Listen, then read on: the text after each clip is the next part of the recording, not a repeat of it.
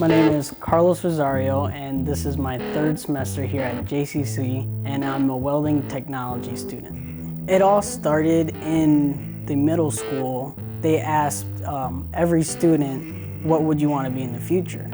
And I knew everybody was going to say a doctor, a lawyer, but something in my brain just had me interested in trades.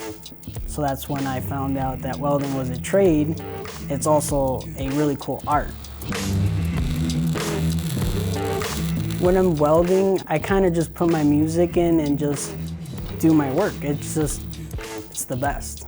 Brent Hartness is one of the best welding instructors at Jamestown Community College. He always is willing to help me, no matter how many times I bug him. One of my biggest hobbies is when me and a group of my friends go out and explore the world to take really awesome, cool pictures.